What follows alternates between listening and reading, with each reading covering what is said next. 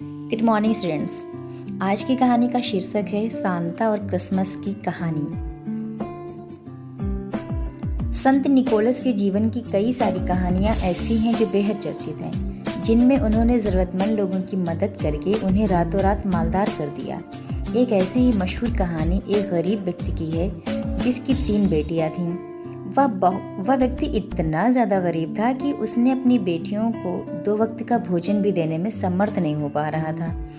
ऐसे में वह उनकी शादियों के लिए चिंतित था और उनकी शादी कैसे कर पाता। उसके पास तो खाने के लिए पैसे भी नहीं थे। मजबूरन उसने अपनी बेटियों को नौकरी करने पर मजबूर कर दिया, परंतु बहुत मशक्क़त के बाद भी उन्हें कोई नौकरी नहीं मिल रही थी। तब उसने अपनी बेटियों को व्यापार की ओर जाने का रास्ता दिखाया। जैसे ही ये बात संत निकोलस को पता चली तो उन्होंने आधी रात में जाकर उन लड़कियों के घर में उनकी जुराब के अंदर चुपचाप सोने के सिक्कों से भरी थैलियां रख दी।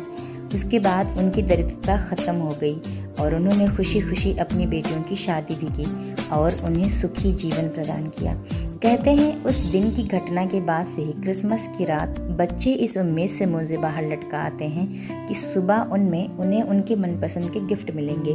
फ्रांस में तो चिमनी पर लाल रंग के जूते लटकाए जाते हैं जिसमें सांता आकर गिफ्ट डालते हैं। ऐसी प्रथा वर्षों से चली आ रही है। सेंटा रेडियस पर चलते हैं, इसलिए फ्रांस के बच्चे तो रेडियस के लिए जूतों में गाजर भर कर रखते हैं। सांता क्लॉज के बच्चे इतने ज़्यादा दीवाने हैं कि उन्होंने क्रिसमस के दिन ख़त लिख कर भेजते हैं और बहुत सारे पते ऐसे हैं जहाँ पर संता के नाम ख़त भेजे भी जाते हैं, जिनमें से सबसे मुख्य पता फिनलैंड को कहा जाता है। कहा जाता है कि उनमें से बहुत सारे लोगों की विश पूरी भी होती है या फिर क्षमता द्वारा पूरी की जाती है। ओके बच्चों, थैंक यू।